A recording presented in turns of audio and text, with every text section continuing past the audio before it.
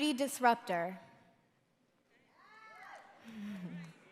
I am a self-esteem advocate, but more than anything, I am a woman who's fed up with linear beauty standards.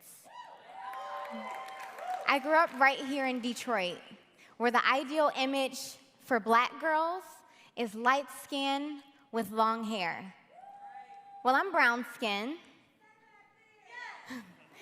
I was always curvier. I had a gap in between my teeth, and I had a flat butt. Still do. But I remember vividly overhearing a guy describe me with the attributes that I didn't have. She's not even light-skinned. She got a flat butt. But at this time, you couldn't tell me a thing. I thought I was so cute. And that day taught me a valuable lesson. It taught me how to love myself wholly. And more importantly, it taught me how to never allow someone else's opinion of me to determine my value. For the last 6 years, I've built a cosmetic company with the idea to change the way we think about beauty for ourselves and ultimately how we extend that to those who look differently from us. When I started making lipstick in my kitchen, it wasn't because I was passionate about makeup, no. It was because I was frustrated that attractiveness was consistently looked at through a singular lens. Today, if you search the word beauty, you'll end up with a sea of fair-skinned, thin, young women, as if good looks don't come in any other form. And so, when we have those ideas in the back of our mind, we really start to think that we're ugly. We look at the beautiful people and we think, man, they have it all. They're rich, they're in love, they're happy, they're successful. And I could have that too if I just changed. We start to think that we're not enough of something, that we're lacking in some areas. That causes us to stifle opportunities for ourselves because we feel as though we don't belong and we don't deserve. And even worse, we extend that low confidence and that lack of confidence and that low self-esteem, we extend that onto our sisters, our friends, our cousins. Because if I'm not enough, she's definitely not enough, right? For years, women were taught that our value was directly linked with our looks, our ability to get married, our ability to have children. And even today, now that women are starting businesses, taking office, taking over the world essentially, we're still relegated to this idea that beauty and our looks are most important.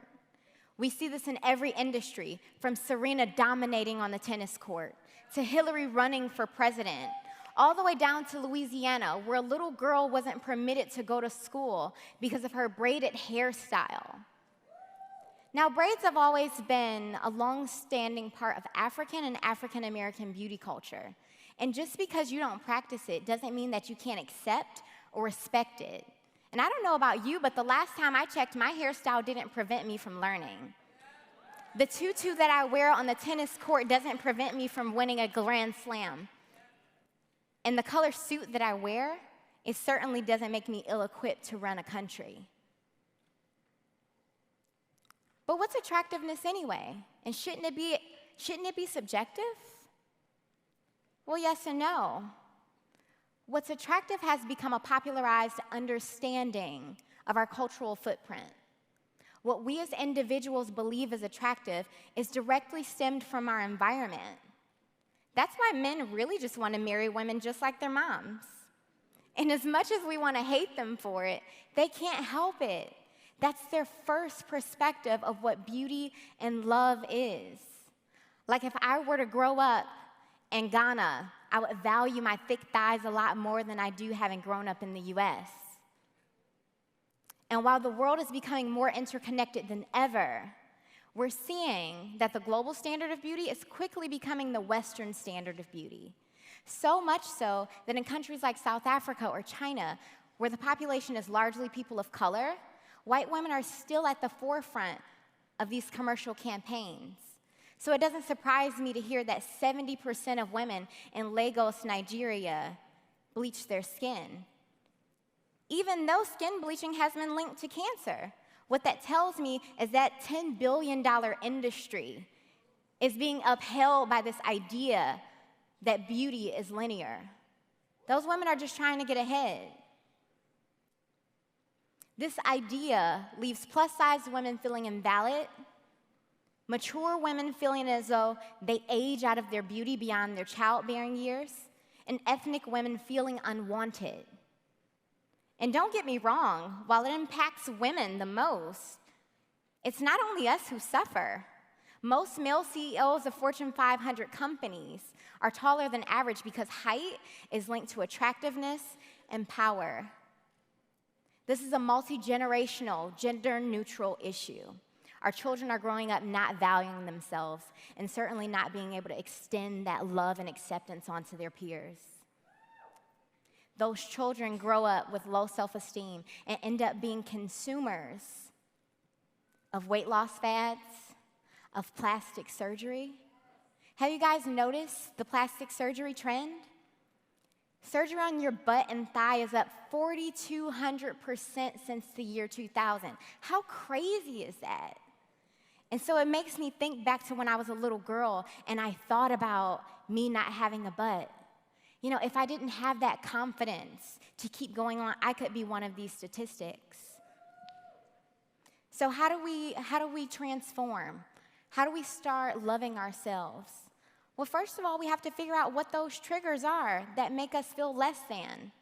Is it scrolling through social media? You may need to give it a break. Is it going shopping? Or is it simply just going over Granny's to hear her tell you how much weight you've gained since the last time she saw you? Figure out what those items are and cut them off. I'm telling you, if Granny is pulling you down, Granny has got to go. You have to be prepared to go to bat for your identity in this pop culture-driven society. So I challenge each of you, when you go home today, look at yourself in the mirror. See all of you. Look at all of your greatness that you embody. Accept it and love it. And finally, when you leave the house tomorrow, try to extend that same love and acceptance to someone who doesn't look like you. Thank you.